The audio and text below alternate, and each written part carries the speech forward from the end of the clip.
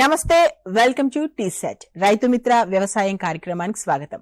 మన తెలంగాణలో ప్రధాన వాణిజ్య పంటగా మనం పత్తిని పండిస్తున్నాం. దాదాపు 45 లక్షల ఎకరాల్లో ప్రస్తుతం రైతులు అయితే పత్తిని సాగు చేస్తున్నారు. అయితే ఈ బీటీ పత్తి విషయానికి వచ్చేసరికి కొన్ని రకాల కీటకాలు, పురుగులు ఎక్కువ నష్టాన్ని చేకూరుస్తున్నాయని రైతులు ఎక్కువగా కంప్లైంట్స్ ఇస్తున్నారు. కాబట్టి అసలు ఈ పత్తికి సంబంధించి వీటిని ఏ విధంగా నిర్మూలించాలి, అధిక దిగుబడి పొందాలంటే ఏం చేయాలి, ఈ విషయాలకు సంబంధించి మనం ఈరోజు మాట్లాడుకుందాం. మనతో పాటు ఉన్నారు scientist doctor yes Om Prakash గారు. వారు ప్రాంతీయ పరిశోధన కేంద్రం వరంగల్ నుంచి వచ్చారు. సార్ నమస్తే. Welcome to studio. Sir first of all మన తెలంగాణలో పత్తిని ఎలా సాగు చేస్తున్నాం, ఎంత విస్తీర్ణం, ఒకసారి దానికి సంబంధించి ఇంట్రడక్షన్ ఇవ్వండి సార్. రైతు సోదరులందరికీ నమస్కారం. మన అందరికీ తెలిసిన విషయమే, మన తెలంగాణ రాష్ట్రంలో కనుక తీసుకున్నట్లయితే వరి తర్వాత ఎక్కువ విస్తీర్ణంలో సాగు చేస్తున్న పంట పత్తి పంట. ఈ యొక్క పత్తి పంటను ఆశించి ఎక్కువగా నష్టాన్ని కలుగజేసే అవకాశం ఉంది. కావున రైతు సోదరులందరూ ఈ పత్తి పంట వేసిన వారు ఈ యొక్క చీడపీడలను సరైనటువంటి సమయంలో కనుక గుర్తించడమే కాకుండా ఈ యొక్క సస్యరక్షణ చర్యలు కనుక సరైన సమయంలో కనుక చేపట్టినట్లయితే పత్తిలో అధిక దిగుబడులు పొందడానికి ఆస్కారం ఉంటుంది. అయితే ఈ పత్తి పంట యొక్క ప్రాముఖ్యత కనుక తీసుకున్నట్లయితే ఈ పత్తి పంట ప్రధాన వాణిజ్య పంటగా సాగు చేయడమే కాకుండా ఎక్స్పోర్ట్ క్వాలిటీ కూడా మన ప్రాంతంలో పండించే పత్తికి ఎక్కువగా ఉన్నందున దీనికి అధిక డిమాండ్ అనేది ఉంది. కావున రైతు సోదరులందరూ ఈ యొక్క పంట దిగుబడిని పెంచడమే కాకుండా నాణ్యత కూడా పెంచినట్లయితే ఈ యొక్క రైతులకు అధిక లాభం వచ్చే విధంగా ఉంటుంది. మన తెలంగాణ రాష్ట్రం కనుక తీసుకున్నట్లయితే పత్తి పంటలో 3వ స్థానంలో ఉంది. గుజరాత్, మహారాష్ట్ర తర్వాత మన తెలంగాణ రాష్ట్రము ఈ యొక్క పత్తి విస్తీర్ణంలో 3వ స్థానంలో ఉంది. అంతేకాకుండా చాలా మంది రైతులు ఈ యొక్క వానాకాలంలో ఈ యొక్క వర్షాధార పంటగా ఈ పత్తి పంటను సాగు చేయడమే కాకుండా అధిక దిగుబడులు పొందుతున్నారు. కావున రైతు సోదరులందరూ ముఖ్యంగా ఈ పత్తిలో వచ్చే చీడపీడలను సకాలంలో గుర్తించి సస్యరక్షణ చర్యలు చేపట్టినట్లయితే అధిక దిగుబడులు పొందడానికి ఆస్కారం ఉంటుంది. ఓకే ఓం ప్రకాష్ గారు, ఇంకొకటి ఏంటంటే పత్తి పంటను ఆశించే చీడ పురుగులు ఎక్కువ అవుతున్నాయి, ఇబ్బంది పెడుతున్నాయని రైతు మిత్రుల నుంచి కంప్లైంట్. సో ఎలాంటి చీడపీడలు ఎక్కువగా ఆశిస్తున్నాయి పత్తికి సంబంధించి? పత్తి పంటను కనుక తీసుకున్నట్లయితే ప్రధానంగా చీడపీడల విషయానికి వచ్చినట్లయితే చీడ పురుగులు, అదేవిధంగా తెగుళ్ళు, ఈ రెండింటిని కలిపి మనం చీడపీడలని అంటాము.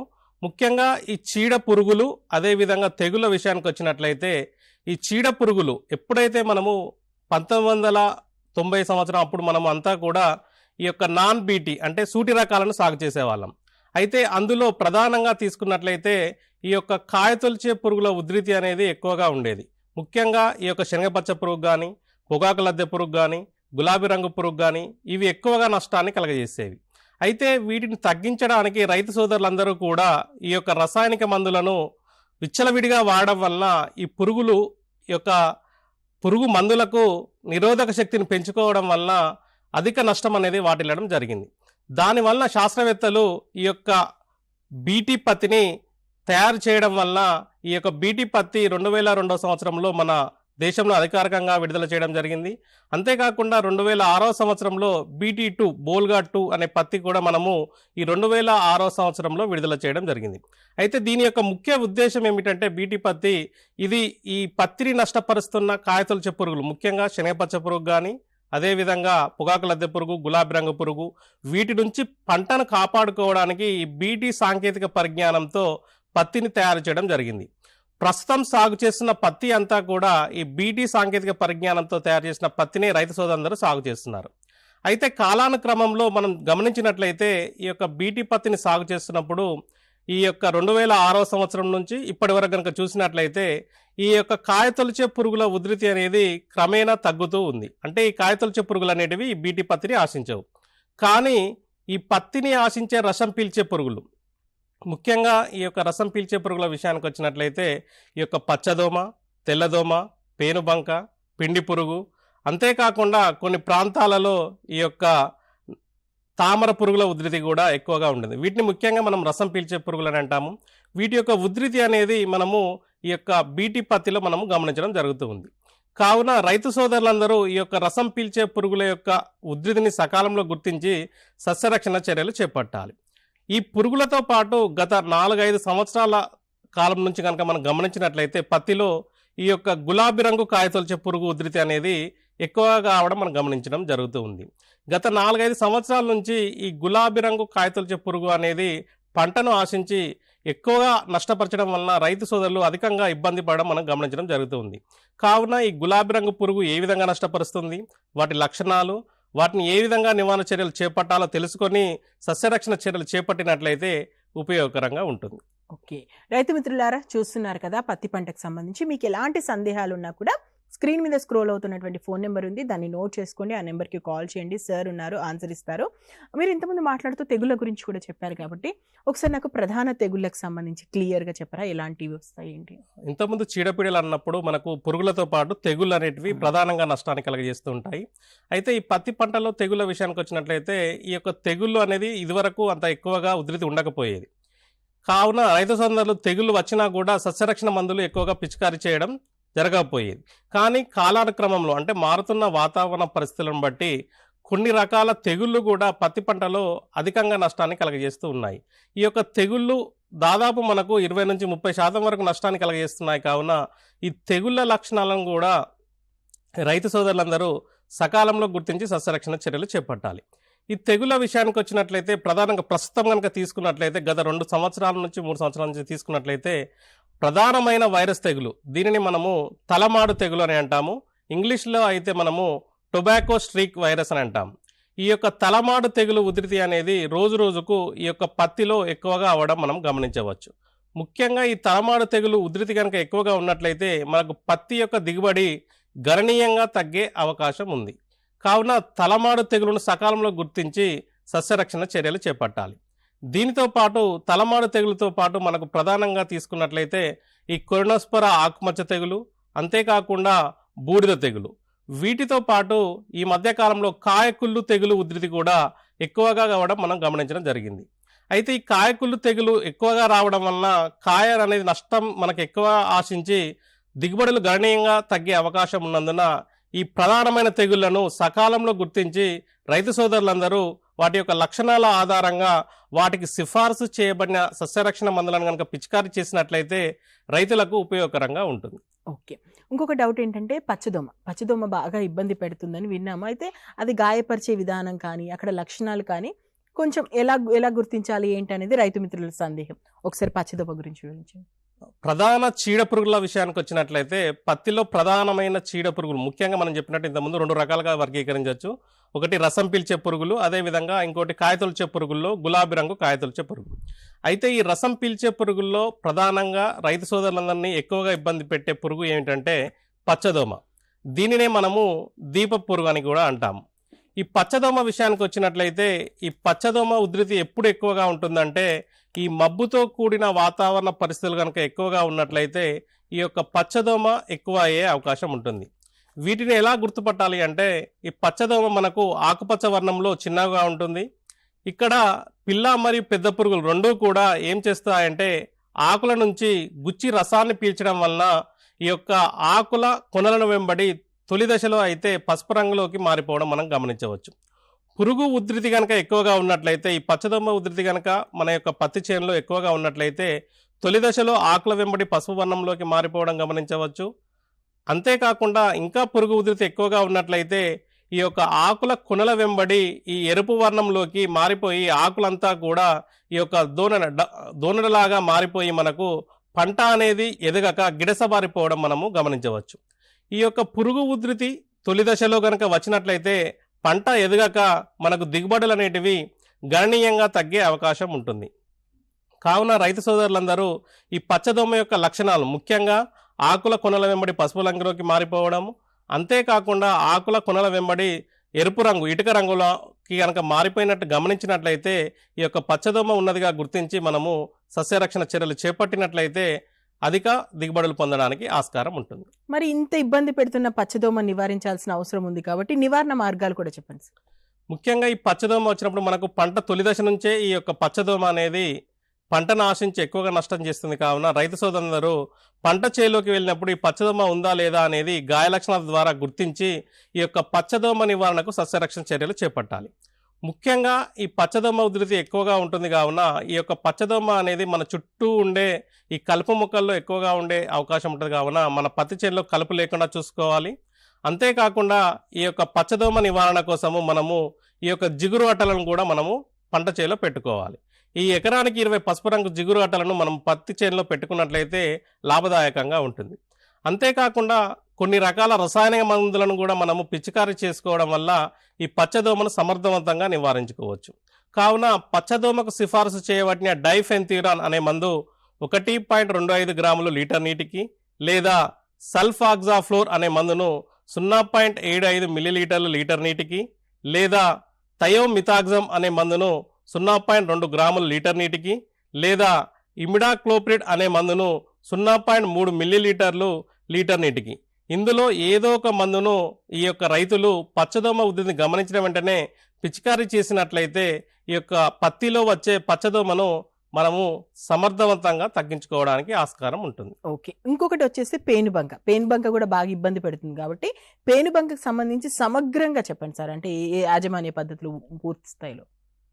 అయితే ఈ రసం పీల్చే పురుగుల్లో ఇంతకుముందు చెప్పినట్టు పచ్చదోమతో పాటు ప్రస్తుత వాతావరణ పరిస్థితుల్లో కనుక తీసుకున్నట్లయితే పంట అంతా కూడా మనకు శాఖీయ దశలో ఉంది. ఈ దశలో ప్రస్తుతం కురుస్తున్న వర్షాలకు, అదేవిధంగా ఈ యొక్క పరిస్థితుల వల్ల ఈ యొక్క పచ్చదోమతో పాటు మనం పత్తి చేనులో ఈ యొక్క పేనుబంక ఉధృతిని కూడా గమనించడం జరిగింది. ముఖ్యంగా పేనుబంక అనేది మనకు ఈ యొక్క పత్తిలో రసం పీల్చి పంట దిగుబడి తగ్గడానికి మనకు ఎక్కువగా నష్టాన్ని కలగజేసే అవకాశం ఉంది. ముఖ్యంగా పేనుబంక విషయానికి వచ్చినట్లయితే ఈ యొక్క పిల్ల మరియు పెద్ద పురుగులు రెండూ కూడా ఈ యొక్క లేత కాండం, అప్పుడే అభివృద్ధి చెందుతున్న ఆకులు, అదేవిధంగా లేత కాండం పైన ఈ యొక్క గుంపులుగా చేరి రసాన్ని పీల్చడం వలన మొక్క అనేది ఎదగక గిడసబారిపోయి మనకు నష్టం అనేది అధికంగా వాటిల్లుతుంది. ఈ విధంగా రైతు సోదరులందరూ కనుక పొలంలోకి వెళ్ళి కనుక చూసినట్లయితే ఈ యొక్క నల్లని చిన్న పేనుబంక అనేది పూర్తిగా, మనం దీన్ని వాడుక భాషలో పేను అని అంటాము, దీని యొక్క ఉధృతిని మనము గమనించవచ్చు. ఇటువంటి పేనుబంక ఉధృతిని గమనించడమే కాకుండా ఇవి విసర్జించే మలం ద్వారా ఈ యొక్క కిరణజన్య సంయోగక్రియ సరిగా జరగక మనకు అధిక దిగుబడులు పొందలేక నష్టం అనేది ఎక్కువగా వాటిల్లే అవకాశం ఉంది. కావున రైతు సోదరులందరూ ఈ యొక్క పేనుబంక ఉధృతిని గమనించిన వెంటనే ఈ యొక్క సస్యరక్షణ చర్యలు చేపట్టాలి. ఇంతకుముందు చెప్పిన మాదిరిగానే ఈ యొక్క పసుపు రంగు జిగురు గడ్డలను ఒక ఎకరానికి 20 చొప్పున పెట్టుకోవాలి. అంతేకాకుండా పేనుబంక ఉధృతిని తగ్గించే రసాయనిక మందులైనటువంటి ఈ యొక్క డైఫెన్థ్యూరాన్ అనే మందును 1.25 గ్రాములు లీటర్ నీటికి, లేదా ఫ్లూనికామైడ్ అనే మందును 0.3 గ్రాములు లీటర్ నీటికి, లేదా ఈ యొక్క ఇంతకుముందు చెప్పిన మాదిరిగానే థయోమిథాక్సమ్ అనే మందును 0.2 గ్రాములు లీటర్ నీటికి, ఇందులో ఏదో ఒక మందును మనం కనుక పిచికారీ చేసినట్లయితే ఈ పేనుబంకను మనము సమర్థవంతంగా తగ్గించడానికి ఆస్కారం ఉంటుంది. ఓకే, పేనుబంక తర్వాత తామర పురుగులు కూడా బాగా ఇబ్బంది పెడుతున్నాయి అన్న మాట విన్నాం కాబట్టి ఒకసారి తామర పురుగులు ఏ విధంగా పత్తి పంట నష్టపరుస్తాయో చెప్పండి.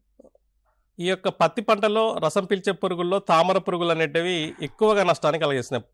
ముఖ్యంగా తామర పురుగుల విషయానికి వచ్చినట్లయితే ఇవి మనకు 2 రకాలుగా నష్టాన్ని కలగజేస్తాయి తామర పురుగులు. ఈ యొక్క తామర పురుగులు మొదటగా అవి ఈ యొక్క మొక్క యొక్క ఆకుల నుంచి గోకి రసాన్ని పీల్చి నష్టాన్ని కలగజేస్తాయి. అంతేకాకుండా ఇంతకుముందు చెప్పిన మాదిరిగా తలమాడు తెగులు, వైరస్ తెగులు ఇంతకుముందు చెప్పాము.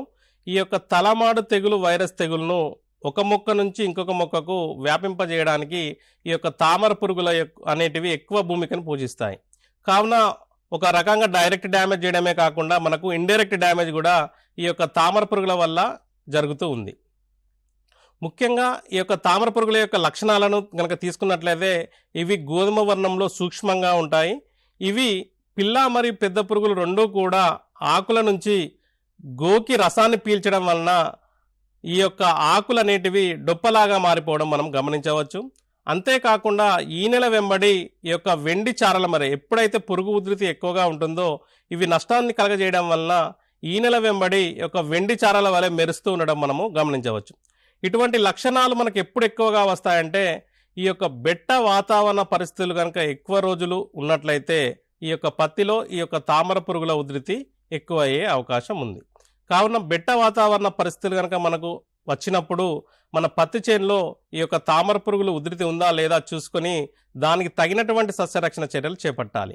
మనం పొలంలోకి కనుక వెళ్ళి చూసినట్లయితే ఈ యొక్క డొప్పల్లాగా మారిపోవడము, అంతేకాకుండా వెండి చారల వలె ఈ నెల వెంబడి మెరయడం కనుక లక్షణాలు కనుక మనము పత్తి చేనులో చూస్తే ఈ యొక్క సస్యరక్షణ చర్యలు చేపట్టాలి. ముఖ్యంగా తామర పురుగుల నివారణ కోసము రైతు సోదరులు గుర్తుంచుకోవాల్సిన విషయం ఏమిటంటే ఈ యొక్క నీలి రంగు జిగురు అట్టలు అనేటివి మనకు మార్కెట్లో అందుబాటులో ఉంటాయి.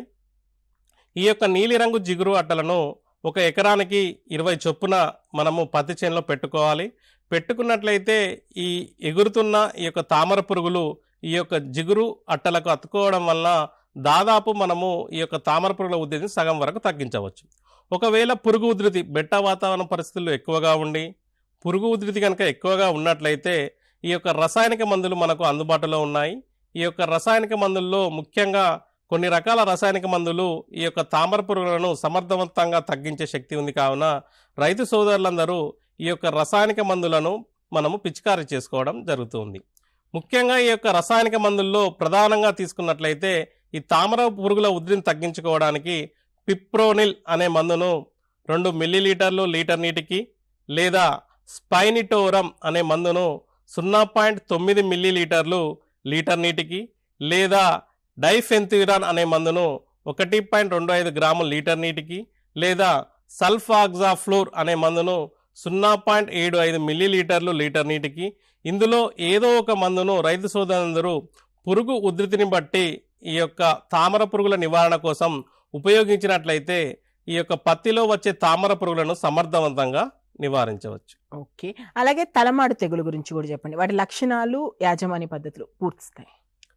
ముఖ్యంగా ఇంతకుముందు చెప్పిన మాదిరిగా ఈ యొక్క తామర పురుగుల ద్వారానే మనకు ఈ తలమాడు తెగులు ఉధృతి అనేది ఎక్కువయ్యే అవకాశం ఉంది. ముఖ్యంగా తలమాడు తెగులు విషయానికి వచ్చినట్లయితే ఇది ప్రధానంగా వైరస్ తెగులు. అయితే వైరస్ తెగులుకు ఎటువంటి మందు అనేది ఉండదు. కావున అంతేకాకుండా ఈ వైరస్ తెగులు అనేది ఒక మొక్క నుంచి ఇంకొక మొక్కకు వ్యాప్తి చెందాలంటే వాహకం ద్వారా మాత్రమే వ్యాప్తి చెందే అవకాశం ఉంది. ఈ తలమాడు తెగులు విషయానికి వచ్చినప్పుడు ముఖ్యంగా ఈ యొక్క తలమాడు తెగులు అనేది ఈ యొక్క తామర పురుగుల ద్వారా ఒక మొక్క నుంచి ఇంకొక మొక్కకు వ్యాప్తి చెందే అవకాశం ఉంటుంది. ముఖ్యంగా ఈ తలమాడు తెగులు కలగజేసే వైరస్ అనేది ఈ యొక్క మనకు వయ్యారిబామ అనే కలుపు మొక్క అని అంటాము. ఈ యొక్క వయ్యారిబామ కలుపు మొక్క యొక్క పుప్పొడి రేణువుల్లో ఈ యొక్క వైరస్ అనేది ఉంటుంది. ఈ వైరస్ అనేది ఎప్పుడైతే ఈ యొక్క తామర పురుగులు గోకి రసం పీలుస్తాయో అవి చేసిన గాయం ద్వారా ఈ యొక్క పుప్పొడి అనేది అందులోకి వెళ్ళి ఆ వైరస్ అనేది మొక్కలోకి అంతా కూడా స్ప్రెడ్ కావడం వల్ల మనకు తలమాడు తెగులు వచ్చే అవకాశం ఉంది. అనగా ఈ యొక్క వైరస్ తెగులు ఒక మొక్క నుంచి ఇంకో మొక్కకు వ్యాప్తి చెందడానికి ప్రధానంగా ఈ యొక్క తామర పురుగుల ద్వారానే జరుగుతూ ఉంది. ఈ యొక్క లక్షణాలు, తలమాడు తెగులు యొక్క లక్షణాలు కనుక గమనించినట్లయితే ఈ యొక్క అభివృద్ధి చెందుతున్న ఆకులు అనేటివి ఎరుపు వర్ణంలోకి మారిపోయి వాటి యొక్క కొనలు అనేటివి మాడిపోవడం జరుగుతూ ఉంటుంది. అంతేకాకుండా మొక్క అనేది ఎదగక ఏ బ్రాంచ్ ఏదైతే కొమ్మకు ఈ యొక్క తెగులు ఆశిస్తుందో ఆ కొమ్మకు వచ్చే ఈ యొక్క స్క్వేర్స్ అంటాం. అంటే మనకు కాయలు ఎక్కడైతే అభివృద్ధి చెందుతాయో ఆ యొక్క స్క్వేర్స్ అనేటివి రాలిపోవడం మనము గమనించడం జరుగుతుంది. అనగా ఈ తెగులు వచ్చినప్పుడు ఎటువంటి కాయ అనేది అభివృద్ధి చెందగా ఆ కొమ్మ నుండి వచ్చే ఈ యొక్క అన్నీ కూడా కాయలు అభివృద్ధి చెందగా ఈ యొక్క స్క్వేర్స్ అనేటివి రాలిపోవడం మనము గమనించవచ్చు. ఇటువంటి స్క్వేర్స్ అంటే మనం ఊడలని అంటాము. ఇటువంటి ఊడిపోవడం కనుక గమనించినప్పుడు ఈ తలమాడు తెగులు లక్షణాలుగా గమనించి మనము సస్యరక్షణ చర్యలు చేపట్టాలి. ముఖ్యంగా తలమాడు తెగులు కొన ఉన్న ఆకులను ఎక్కువగా ఆశించి నష్టాన్ని కలగజేస్తుంది. కావున కొనకు ఉన్న ఆకులు కనుక ఎరుపు వర్ణంలోకి మారి వాటి యొక్క కొనలు ఈ యొక్క మాడిపోయినట్లు గమనిస్తే సస్యరక్షణ చర్యలు చేపట్టాలి. అయితే ఇక్కడ గుర్తుంచుకోవాల్సిన విషయం ఏమిటంటే ఈ యొక్క వైరస్ తెగులుకు ఎటువంటి రసాయనిక మందులు మనకు అందుబాటులో ఉండవు. కావున ముఖ్యంగా ఈ యొక్క తామర పురుగులు మాత్రమే ఈ యొక్క వైరస్ తెగులు వ్యాపిస్తాయి. కావున ఈ తామర పురుగుల నివారణ కనుక మనం చేపట్టినట్లయితే మనకు తలమాడు తెగులు ఉధృతి కూడా తగ్గించుకునే అవకాశం ఉంటుంది. ఇంతకుముందు చెప్పిన విధంగా ఈ తలమాడు తెగులు నివారణ చేయాలంటే తామర పురుగు నివారించుకోవాలి. కావున ఈ తామర పురుగుల నివారణ కోసము ముఖ్యంగా ఈ యొక్క నీలిరంగు జిగురు అట్టలను పెట్టుకోవాలి. అంతేకాకుండా ఈ పిప్రోనిల్ అనే మందును 2 మిల్లీలీటర్లు లీటర్ నీటికి, లేదా సల్ఫాక్సాఫ్లోర్ అనే మందును 0.75 మిల్లీలీటర్లు లీటర్ నీటికి, లేదా స్పైనిటోరం అనే మందును 0.9 మిల్లీలీటర్లు లీటర్ నీటికి, ఇందులో ఏదో ఒక మందును కనుక పిచికారీ చేసుకున్నట్లయితే మనకు ఈ తామర పురుగుల వల్ల కలిగే తలమాడు తెగులను సమర్థవంతంగా తగ్గించుకోవచ్చు. ఎస్, రైతు మిత్రులు వింటున్నారు కదా, పత్తి పంటకు సంబంధించి ఏ విధంగా చేస్తే అధిక దిగుబడి పొందగలుగుతారో దీనికి సంబంధించి మీకు ఎలాంటి డౌట్స్ ఉన్నా కూడా స్క్రీన్ మీద స్క్రోల్ అవుతున్నటువంటి ఫోన్ నెంబర్ నోట్ చేసుకోండి. ఆ నెంబర్కి కాల్ చేయండి. ఓం ప్రకాష్ గారు ఉన్నారు, ఆన్సర్ ఇస్తారు. సరే, ఇప్పుడు మనకు పత్తికి సంబంధించి తెల్లదోమ కూడా బాగా ఇబ్బంది పెడుతుంది అనేటువంటి మాటలు విన్నాం కాబట్టి తెల్లదోమను ఎలా వ్యాపిస్తుంది, ఏ విధంగా అరికట్టాలి, ఎలా నష్టం కలిగిస్తుంది ప్రజెంట్ పత్తి పంటకు సంబంధించి ఒకసారి? ఈ తెల్లదోమ అనేది ప్రధానమైన రసం పీల్చే పురుగు. అయితే మన ప్రాంతంలో ఈ తెల్లదోమ ఉధృతి అనేది ఎక్కువగా ఉండదు, కొన్ని ప్రాంతాల్లో మాత్రమే ఉంటుంది. ఉత్తర భారతదేశంలో కనుక తీసుకున్నట్లయితే దీని యొక్క ఉధృతి అనేది ఎక్కువగా ఉంది మన రాష్ట్రంతో పోలిస్తే. ముఖ్యంగా తెల్లదోమ విషయానికి వచ్చినట్లయితే కొన్ని సందర్భాల్లో తెల్లదోమ ఉధృతి కూడా ఎక్కువగా అయ్యే అవకాశం ఉంది. ముఖ్యంగా పంట అనేది అక్టోబరు నవంబర్ మాసాలలో ఈ తెల్లదోమ ఉధృతి మన పంట చేలో ఎక్కువగా అయ్యే అవకాశం ఉంది. ముఖ్యంగా ఈ తెల్లదోమ విషయానికి వచ్చినట్లయితే ఈ తెల్లదోమ అనేది ఆకు కింది భాగంలో ఉంటుంది. ఈ తెలుపు వర్ణంలో ఉండి పిల్ల మరియు పెద్ద పురుగులు రెండూ కూడా ఈ యొక్క ఆకుల నుండి గుచ్చి రసాన్ని పీల్చడం వలన మనకు నష్టం అనేది వాటిల్లుతుంది. అయితే తెల్లదోమ ఉధృతి అనేది ఎక్కువగా ఉన్నట్లయితే మనకు ఈ యొక్క కాయ అనేది ఎదగక దిగుబడులు గణనీయంగా తగ్గే అవకాశం ఉంటుంది. అయితే తెల్లదోమ ఉధృతి పెరగకుండా మనము చూసుకోవాలి. అయితే తెల్లదోమ విషయానికి వచ్చినట్లయితే మనం ఇంతకుముందు చెప్పినట్టు దీని యొక్క ఉధృతి ఉత్తర భారతదేశంలో ఎక్కువగా ఉందనుకుంటున్నాము. ఇంతకుముందు చెప్పినట్టు తామర పురుగులు ఏ విధంగా వైరస్ తెగులను వ్యాపింపజేస్తాయో ఈ తెల్లదోమ కూడా మనకు ఒక రకమైన వైరస్ తెగులను వ్యాప్తి చెందిస్తుంది. దీన్ని కాటన్ లీఫ్ కర్ల్ వైరస్ అని అంటాము. అంటే ఈ యొక్క లీఫ్ కర్ల్ వైరస్ను ఈ తెల్లదోమ వ్యాప్తి చెందించే అవకాశం ఎక్కువగా ఉంది. దీనివల్ల మనకు నష్టం అనేది ఎక్కువగా వాటిల్లే అవకాశం ఉంటుంది. కావున రైతు సోదరులందరూ ఈ యొక్క తెల్లదోమ ఉధృతిని కనుక గమనించినట్లయితే పత్తి చేనులో సస్యరక్షణ చర్యలు చేపట్టాలి. అయితే ఈ తెల్లదోమ ఉధృతి నివారణ కోసం రైతు సోదరులందరూ ఈ యొక్క పురుగు ఉధృతిని సకాలంలో తగ్గించుకోవడానికి, అంటే పురుగు ఉధృతి పెంచకుండా ఉండుకోవడానికి ముఖ్యంగా మన పంట చేనులో ఈ యొక్క పసుపు రంగు జిగురు అట్టలను ఒక ఎకరానికి 20 చొప్పున మనం పెట్టుకున్నట్లయితే కొంతవరకు ఈ యొక్క తెల్లదోమ ఉధృతిని సమర్థవంతంగా తగ్గించవచ్చు. అంతేకాకుండా ఈ యొక్క తెల్లదోమ ఉధృతిని తగ్గించుకోవడానికి మనకు మార్కెట్లో వివిధ రకాల రసాయనిక మందులు కూడా అందుబాటులో ఉన్నాయి. అదే మందులను కనుక మనం పిచికారి చేసుకున్నట్లయితే ఈ తెల్లదోమను సమర్థవంతంగా నివారించవచ్చు. ఇందులో భాగంగా ఈ యొక్క రసాయనిక మందుల్లో భాగంగా ఈ యొక్క ఎసిఫేట్ అనే మందును 1.5 గ్రాములు లీటర్ నీటికి, లేదా థయోమిథాక్సమ్ అనే మందును 0.2 గ్రాములు లీటర్ నీటికి, లేదా అసిటామిప్రిడ్ అనే మందును 0.2 గ్రాములు లీటర్ నీటికి, లేదా ఫ్లోనికామైడ్ అనే మందును 0.3 గ్రాములు లీటర్ నీటికి, ఇందులో ఏదో ఒక రసాయన మందును కనుక మనము ఈ తెల్లదోమ ఉధృతిని గమనించిన వెంటనే పిచికారీ చేసినట్లయితే ఈ తెల్లదోమ ఉధృతిని తగ్గించుకోవచ్చు. అయితే ఇక్కడ రైతు సోదరులు గుర్తుంచుకోవాల్సిన విషయం ఏమిటంటే ఎప్పుడైతే తెల్లదోమ ఉధృతి గమనిస్తామో అప్పుడు ఈ రైతులందరూ కూడా ఈ సింథటిక్ పైరిథ్రాయిడ్స్ మందులను పిచికారీ చేయరాదు. ఈ సింథటిక్ పైరిథ్రాయిడ్స్ మందులైనటువంటి లాంబ్డాసైలోత్రిన్ కానీ, సైపర్మిత్రిన్ కానీ, ఈ డెల్టామిత్రిన్ కానీ ఇందులో మందులను మనం ఎక్కువగా వాడినట్లయితే ఈ యొక్క తెల్లదోమ ఉధృతి ఎక్కువగా అయ్యే అవకాశం ఉంటుంది. కావున తెల్లదోమ నివారణకు ఏవైతే మందులు మనం సిఫారసు చేస్తామో ఆ మందులను మాత్రమే మనం పిచికారీ చేసి వాటి వల్ల కలిగే నష్టాన్ని తగ్గించుకొని అధిక దిగుబడులు పొందవచ్చు. ఓకే, అలాగే నల్లి యాజమాన్యం గురించి కూడా వివరించండి. అది ఏ విధంగా ఇబ్బంది పెడుతుంది పత్తి పంటకు సంబంధించి? అంటే అయితే ఈ నల్లి అనేది కొన్ని ప్రాంతాల్లో ఎక్కువగా నష్టాన్ని కలగజేయదు, కొన్ని ప్రాంతాల్లో మాత్రమే మనకు నష్టాన్ని కలగజేస్తుంది. ఈ నల్లి యొక్క ఉధృతి ఎప్పుడు ఎక్కువగా వస్తుందంటే పంట అనేది ఎప్పుడైతే బెట్ట వాతావరణ పరిస్థితులు, అంటే పొడి వాతావరణం ఉండి మనకు ఎండలు ఎక్కువగా అయ్యి బెట్ట వాతావరణ పరిస్థితులు వస్తాయో అప్పుడు ఈ నల్లి ఉధృతి అనేది ఎక్కువగా ఉంటుంది. అయితే ముఖ్యంగా ఇది సూక్ష్మంగా కంటికి కనబడదు, సూక్ష్మంగా ఉంటుంది, సాలిడ్ జాతికి చెందింది. ఇది ఆకు కింది భాగంలో ఈ నల్లులన్నీ కూడా గుంపులు గుంపులుగా ఉండి ఈ యొక్క ఆకుల నుంచి ఈ యొక్క రసాన్ని పీల్చడం వలన ఈ ఆకులన్నీ కూడా తొలి దశలో పసుపు వర్ణంలోకి మారి తర్వాత దశలో అంతా కూడా ఎరుపు వర్ణంలోకి మారిపోవడం గమనించవచ్చు. అనగా పంట కనుక బెట్ట వాతావరణ పరిస్థితులకు లోనైనట్లయితే ఈ యొక్క నల్లి ఉధృతి పెరిగి ఆకులన్నీ కూడా పండుబారిపోవడము, మొక్క ఎదగకపోవడం మనము గమనించవచ్చు. కావున ఇటువంటి లక్షణాలు, అంటే ఆకులు పసుపు రంగులోకి మారి ఆకుల పై పైన మనకు తెలుపు వర్ణ గీతలు కనుక గమనించినట్లయితే ఈ నల్లి ఉన్నదిగా గమనించి సస్యరక్షణ చర్యలు చేపట్టాలి. ముఖ్యంగా ఈ నల్లి నివారణ కోసం మనము నల్లి రసాయనాలనే వాడాలి. ఇందుకోసం ముఖ్యంగా ఈ యొక్క డైకోఫల్ అనే మందును 5 మిల్లీలీటర్లు లీటర్ నీటికి కలిపి పిచికారీ చేసుకోవాలి, లేదా గంధకము 3 గ్రాములు లీటర్ నీటికి. ఇందులో ఏదో ఒక మందును కనుక ఈ నల్లికి చంపడానికి వాడుకున్నట్లయితే మనకు నల్లి నుంచి వల్ల కలిగే నష్టాన్ని తగ్గించుకొని దిగుబడులు పొందడానికి ఆస్కారం ఉంటుంది. ఓకే. మరి పిండి పురుగుకు సంబంధించి పిండి పురుగు కూడా పత్తిలో బాగా నష్టపరుస్తుందని విన్నాము.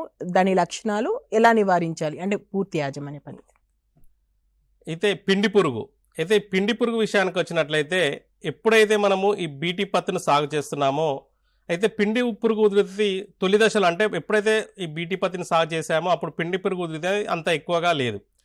కాలానుక్రమంలో మనం కంటిన్యూస్గా బీటీ పత్తి సాగు చేస్తున్నప్పుడు ఈ యొక్క కొన్ని ప్రాంతాలలో ముఖ్యంగా ఈ యొక్క బీటీ పత్తిని ఈ పిండి పురుగు అనేది ఎక్కువగా ఆశించి నష్టాన్ని కలుగజేస్తూ ఉంది. ముఖ్యంగా పిండి పురుగు అనేది తెలుపు వర్ణంలో ఉంటుంది. ఈ మైనంతో కప్పబడిన శరీరంతో ముఖ్యంగా లేత కొమ్మల పైన గుంపులుగా చేరి ఈ యొక్క మొక్క నుంచి గుచ్చి రసాన్ని పీల్చడం వల్ల ఈ యొక్క కొన భాగంలో ఎక్కువగా నష్టాన్ని కలగజేయడం వలన మొక్క అనేది ఎదగక గిడసా బారిపోవడమే కాకుండా పురుగు ఉధృతి కనుక ఎక్కువగా ఉన్నట్లయితే ఈ మొక్క అనేది చనిపోవడం కూడా మనం గమనించవచ్చు. ముఖ్యంగా పురుగు ఉధృతి కనుక ఎక్కువగా ఉన్నట్లయితే పూర్తిగా మొక్క అనేది చనిపోవడం వల్ల మనకు దిగుబడులు అనేటివి గణనీయంగా తగ్గే అవకాశం ఉంది. అయితే పిండి పురుగును మనము ఈజీగా గుర్తుపట్టగలం కావున ఈ యొక్క పిండి పురుగు వచ్చినప్పుడు రైతు సోదరులందరూ ముఖ్యంగా గుర్తుంచుకోవాల్సింది ఏమిటంటే ఈ పిండి పురుగు అనేది మన చేనులో తొలి దశలో ముఖ్యంగా ఏదో ఒక మొక్కను మాత్రమే ఆశించి నష్టాన్ని కలగజేస్తుంది. కావున ఈ పిండి పురుగు ఆశించిన మొక్కను పీకి వేసి నాశనం చేయాలి. ఇది ప్రధానంగా చేయగలిగినట్లయితే ఈ పిండి పురుగు వల్ల కలిగే నష్టాన్ని దాదాపు తగ్గించుకోవచ్చు. అయినా కూడా పిండి పురుగు ఉధృతి కనుక ఎక్కువగా ఉన్నట్లయితే అంటే పిండి పురుగు వలన పురుగు ఉధృతి ఎక్కువగా ఉండి ఈ మొక్కలు ఎక్కువగా చనిపోయినట్లయితే ఈ యొక్క క్రిమి సంహారక రసాయనిక మందులైనటువంటి ఈ యొక్క ప్రొఫెనోఫాస్ అనే మందును 3 మిల్లీలీటర్లు లీటర్ నీటికి కలిపి పిచికారీ చేసుకోవాలి. అయితే ఇక్కడ రైతు సోదరులు గుర్తుంచుకోవాల్సిన విషయం ఏమిటంటే ఎప్పుడైతే ఈ ప్రొఫెనోఫాస్ అనే మందును పిచికారీ చేస్తామో దానితో పాటు ఈ యొక్క సర్ఫ్ కానీ లేదా శాండోవిట్ అనే గమ్మును కానీ 1 మిల్లీలీటరు ఈ యొక్క ప్రొఫెనోఫాస్ 3 మిల్లీలీటర్ల లీటర్ నీటికి కలిపి కనుక పిచికారీ చేసుకున్నట్లయితే మనం పిచికారీ చేసే రసాయనిక మందు అనేది బాగా పనిచేసి పిండి పురుగును సమర్థవంతంగా తగ్గించడానికి ఆస్కారం ఉంటుంది.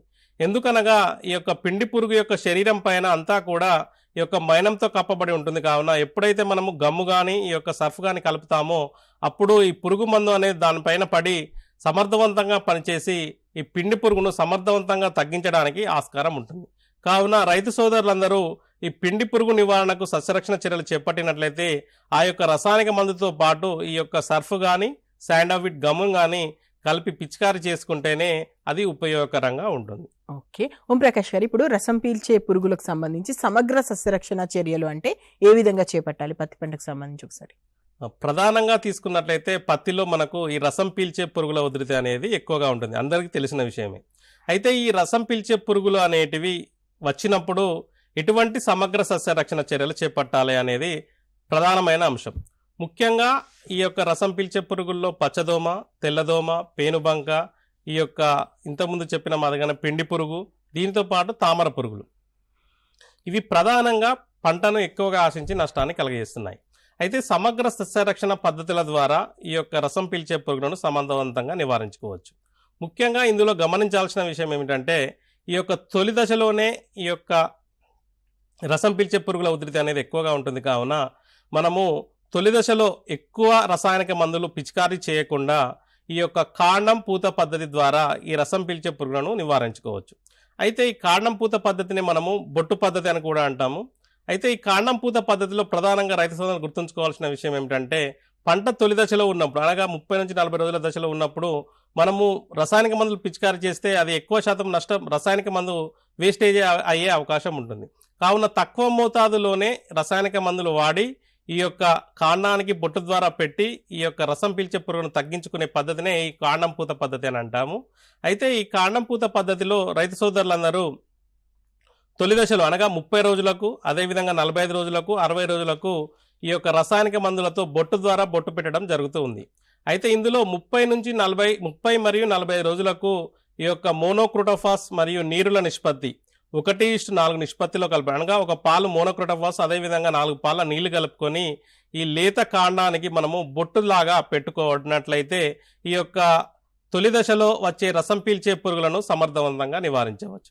అంతేకాకుండా 60 రోజుల పంట కాలంలో ఈ యొక్క ఇమిడాక్లోప్రిడ్ మరియు నీరు 1:1 అంటే 1:20 నిష్పత్తిలో కలుపుకొని ఈ కాండానికి బొట్టు ద్వారా పెట్టుకున్నట్లయితే ముఖ్యంగా 60 రోజుల వరకు వచ్చే ఈ రసం పీల్చే పురుగులను సమర్థవంతంగా నివారించవచ్చు. అనగా ఈ కాండం పూత పద్ధతిని ఎప్పుడైతే ఈ మిశ్రమాన్ని తయారు చేసుకొని లేత కాండానికి ఈ యొక్క బొట్టు ద్వారా పెట్టుకోవాలి. 30, 45, 60 రోజులకు పెట్టుకున్నట్లయితే ఈ యొక్క తొలి దశలో వచ్చే రసం పీల్చే పురుగులను సమర్థవంతంగా నివారించడానికి ఆస్కారం ఉంటుంది. అంతేకాకుండా ముఖ్యంగా రైతు సోదరులు గుర్తుంచుకోవాల్సిన విషయం ఏమిటంటే మన పత్తి చేనులో ముఖ్యంగా ఈ కలుపు సమస్య, ఈ యొక్క తుత్తురు బెండ కానీ మిగిలిన కలుపు మొక్కలు కానీ లేకుండా చూసుకోవాలి. పార్థీనియం కానీ దీన్నే మనం వయ్యారి బామ అంటాం. ఎందుకనగా ఇంతకుముందు చెప్పిన మాదిరిగా తలమాడు తెగులు వ్యాప్తి అనేది మనకు ఈ వయ్యారి బామ మొక్క నుంచే జరుగుతుంది. కావున ఈ యొక్క కలుపు సమస్యలు లేకుండా చూసుకోవాలి. అంతేకాకుండా మన పత్తి పంట చుట్టూ 2 నుంచి 3 వరుసల్లో జొన్న కానీ మొక్కజొన్న పంటను కానీ వేసుకున్నట్లయితే ఒక పొలం నుంచి ఇంకొక మొక్కకు ఈ రసం పీల్చే పురుగులు వ్యాప్తి చెందకుండా మనకు ఈ పంటను కాపాడుకోవడానికి ఆస్కారం ఉంటుంది. దీనితో పాటు పత్తి పంటలో కొన్ని రకాల అంతర పంటలు కనుక ముఖ్యంగా పప్పుధాన్య పంటలైనటువంటి పెసర, మినుము పంటలను కనుక మనం అంతర పంటలుగా వేసుకున్నట్లయితే ఈ యొక్క మిత్ర పురుగులు, ముఖ్యంగా ఈ మిత్ర పురుగుల ఉధృతి అనేది ఈ పప్పుధాన్య పంటల్లో ఎక్కువగా ఉండడం వలన మిత్ర పురుగుల అభివృద్ధి ఎక్కువగా జరిగి ముఖ్యంగా రసం పీల్చే పురుగులు ఈ యొక్క పేనుబంకను ఈ యొక్క మిత్ర పురుగులు అనేటివి ఎక్కువగా తిని మనకు ఉపయోగకరంగా ఉంటాయి. కావున అంతర పంటలను కనుక సాగు చేసినట్లయితే పత్తిలో ఈ రసం పీల్చే పురుగును సమర్థవంతంగా నివారించుకోవచ్చు. అంతేకాకుండా రైతు సోదరులందరూ గుర్తుంచుకోవాల్సిన విషయం ఏమిటంటే ఈ పత్తిలో వచ్చే ఈ రసం పీల్చే పురుగులను కనుక సకాలంలో గుర్తించి వాటి యొక్క లక్షణాల ఆధారంగా ఈ సస్యరక్షణ చర్యలు చేపట్టాలి. వీటితో పాటు ఈ యొక్క జిగురు అట్టలు, ఇంతకుముందు చెప్పిన మాదిరిగా ఈ పసుపు రంగు జిగురు అట్టలు, అదేవిధంగా నీలిరంగు జిగురు అట్టలను, ఈ రెండింటిని కూడా మనము పత్తి చేనులో పెట్టుకున్నట్లయితే ఈ రసం పీల్చే పురుగులను దాదాపు మనం తగ్గించిన వాళ్ళం అవుతాము. అంతేకాకుండా ఈ పురుగు యొక్క సంఖ్యను తగ్గించడం వలన అధిక దిగుబడులు పొందడానికి ఆస్కారం ఉంటుంది. అనగా ఈ 3-4 పద్ధతులు, ముఖ్యంగా కాండం పూత పద్ధతి, జిగురు అట్టలు పెట్టడము, అంతేకాకుండా అంతర పంటలు సాగు చేయడము, మన పత్తి చుట్టూ ఈ యొక్క జొన్న కానీ మొక్కజొన్న పంటలను వేసుకోవడం వలన ఈ యొక్క పత్తిలో వచ్చే రసం పీల్చే పురుగులను సమర్థవంతంగా తగ్గించుకోవడమే కాకుండా అధిక దిగుబడులు పొందవచ్చు. ఓకే. అయితే ఇంకొకటి ఓం ప్రకాష్ గారు, ఈ మధ్య కాలంలో రైతు మిత్రులు బాగా చెప్తుంది ఏంటంటే గులాబీ రంగు కాయతొలిచే పురుగు ఏదైతే ఉందో దాని ఉధృతి బాగా పెరిగింది, పంటను బాగా నష్టపరుస్తుందని వింటున్నాము. సో అసలు గులాబీ రంగు కాయతొలిచే పురుగు ఎలా వ్యాపిస్తుంది, దాన్ని నివారించడం ఎలా, ఒకసారి దాని గురించి. ఇప్పుడు ప్రధానమైన సమస్య, పత్తి సాగు చేస్తున్న రైతులందరికీ ప్రధానమైన సమస్య ఏమిటంటే గులాబీ రంగు కాయతొలిచే పురుగు. అయితే మన బీటీ పత్తి అనేది ఈ గులాబీ రంగు పురుగును తొలి దశలో, అంటే మనం ఎప్పుడు 2006 నుంచి సాగు చేస్తున్నప్పుడు కూడా ఈ గులాబీ రంగు ఉధృతి అనేది లేదు. మనము 2017 సంవత్సరం నుంచి దీని యొక్క ఉధృతిని మనము ఈ పత్తి చేనులో కొంచెం ఎక్కువగా గమనించడం జరిగింది. అయితే ఎప్పుడైతే గులాబీ రంగు పురుగు అనేది మరి ఎందుకు పెరిగింది అనే దాని విషయానికి వచ్చినట్లయితే ఈ గులాబీ రంగు పురుగు అనేది ఈ యొక్క బీటీ పత్తికి నిరోధక శక్తిని పెంచుకొని మనకు ప్రస్తుత వాతావరణ పరిస్థితుల్లో గత 3 నుంచి 4 సంవత్సరాల కాలంలో కనుక తీసుకున్నట్లయితే దీని ఉధృతి రోజు రోజుకు పెరుగుతూ రైతులకు అధికంగా నష్టాన్ని కలగజేస్తూ ఉంది. అయితే ఈ గులాబీ రంగు పెరగడానికి గల ప్రధాన కారణం కనుక తీసుకున్నట్లయితే మనము ఎప్పుడైతే బీటీ పత్తి సాగు చేస్తున్నామో బీటీ పత్తిలో మనము నాన్ బీటీ పత్తి విత్తనాలు కూడా ఉంటాయి.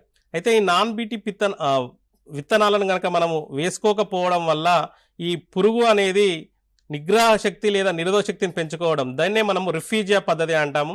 ఈ రిఫ్యూజియాను వేయకపోవడం వల్ల మనకు నష్టం అనేది, అనగా ఈ పురుగు నిరోధక శక్తిని అనేది ఎక్కువగా పెంచుకొని ప్రస్తుత కాలంలో మనం సాగు చేస్తున్న బీటీ పత్తిని ఎక్కువగా ఆశించి నష్టాన్ని కలగజేస్తూ ఉంది. అంతేకాకుండా ఇంకొక ప్రధానమైన కారణం ఏమిటంటే ఈ యొక్క బీటీ పత్తి యొక్క పంట కాలాన్ని పొడిగించడం. అనగా మనం జూన్లో వేసిన పత్తి ఏప్రిల్ మే దాకా కూడా మనకు పంట చేనులో ఉండడం వలన ఈ పురుగు అనేది దాని యొక్క జీవిత చక్రాన్ని 5 నుంచి 6 దశల్లో, అనగా 5 నుండి 6 జీవిత తరాలను కంప్లీట్ చేసుకోవడం వలన పురుగు సంఖ్య అనేది పెరిగి మనకు తర్వాతి కాలంలో కూడా పురుగు ఉధృతి అనేది ఎక్కువగా కావడం జరుగుతూ ఉంది. అంతేకాకుండా ఈ పత్తి చేనులో మనం పత్తి తీసేసిన తర్వాత పత్తి యొక్క మోళ్లను సకాలంలో తీసివేయకపోవడం కూడా ప్రధాన కారణంగా చెప్పుకోవచ్చు. ఈ 3 ప్రధాన కారణాల ద్వారా ఈ యొక్క పత్తిలో మనకు గులాబీ రంగు పురుగు ఉధృతి అనేది ఎక్కువగా అయింది. అయితే ఈ గులాబీ రంగు పురుగు వచ్చినప్పుడు ఎటువంటి సస్యరక్షణ చర్యలు చేపట్టాలి, అంతేకాకుండా వాటి యొక్క లక్షణాలు ఎలా ఉంటాయంటే పత్తిలో గులాబీ రంగు పురుగు అనేది మనకు పంట విత్తిన తర్వాత 40 రోజుల నుంచే మనకు ఆశించి నష్టాన్ని కలగజేస్తూ ఉంటుంది. అయితే ఇక్కడ గుర్తుంచుకోవాల్సిన విషయం ఏమిటంటే ఈ గులాబీ రంగు పురుగు వచ్చినప్పుడు ఈ రైతు సోదరులు వాటి యొక్క లక్షణాలను తొలి దశలో గుర్తించలేరు. ఈ గుర్తించకపోవడం వల్ల ఈ తర్వాత దశలో వచ్చే నష్టాన్ని మాత్రమే గుర్తించడం వల్ల నష్టం అనేది ఎక్కువగా వాటిల్లడం జరుగుతూ ఉంది. అయితే దీని యొక్క జీవిత చక్రాన్ని కనుక మనం తీసుకున్నట్లయితే ఈ గులాబీ రంగు పురుగు అనేది తల్లి రెక్కల పురుగు ఈ యొక్క ఆకుల కింది భాగంలో కానీ లేదా అప్పుడే అభివృద్ధి చెందుతున్న స్క్వేర్స్ కాయలతో కింది భాగంలో కానీ మనకు గుడ్లను పెడుతుంది. దాదాపు 250 నుంచి 300 గుడ్లను ఒక్కొక్క తల్లి పురుగు పెట్టడం వల్ల అప్పుడే అభివృద్ధి చెందిన గుడ్ల నుంచి వెలువడిన పిల్ల పురుగులు అనేటివి ఈ యొక్క కాయలోనికి చొచ్చుకొని పోయి ఆ లోపలికి వెళ్లే రంధ్రాన్ని మూసివేయడం వలన ఈ యొక్క లక్షణాలను తొలి దశలో రైతు సోదరులందరూ గుర్తించలేరు. కావున రైతు సోదరులందరూ వాటి యొక్క లక్షణాలను ఎలా గుర్తించాలి అంటే ముందుగా మన ప్రాంతంలో అనగా మన పత్తి చేనులో గులాబీ రంగు పురుగు ఉందా లేదా అనేది ఈ యొక్క కొన్ని లక్షణాల ద్వారా మనము గుర్తించవచ్చు. అందులో ప్రధానంగా మైనది ఒకటి గుడ్డి పూలు. అయితే ఎప్పుడైతే పత్తి అనేది మనము చేనులోకి వెళ్ళి చూస్తామో ఈ యొక్క పూలు అనేది విచ్చుకోకపోవడం కాక ఈ గుడ్డి పూలలాగా మారిపోవడం మనం గమనించవచ్చు. ఇటువంటి గుడ్డి పూల లక్షణాలు మన పత్తి చేనులో ఉన్నట్లయితే అవి గులాబీ రంగు పురుగు ఉధృతికి కారణం అన్నట్టు. కావున అటువంటి లక్షణాలను కనుక గమనించినట్లయితే మనము సస్యరక్షణ చర్యలు చేపట్టాలి. అంతేకాకుండా మన పత్తి చేనులో గులాబీ రంగు పురుగు ఉధృతి ఉందా లేదా తెలుసుకోవడానికి ఈ యొక్క లింగాకర్షక బుట్టల ద్వారా ఈ యొక్క గులాబీ రంగు పురుగును గుర్తించవచ్చు. ఒక ఎకరానికి 4 లింగాకర్షక బుట్టలు పెట్టి ఈ యొక్క వరుస 3 రోజుల్లో 7 నుంచి 8 రెక్కల పురుగులు గనక అందులో లింగాకర్షక బుట్టల్లో గనక పడినట్లయితే మన పత్తి చేనులో ఈ యొక్క గులాబీ రంగు పురుగు ఉన్నదిగా గుర్తించి సస్యరక్షణ చర్యలు చేపడితేనే మనకు తర్వాతి దశలో కలిగే నష్టాన్ని తగ్గించుకోవడానికి ఆస్కారం ఉంటుంది.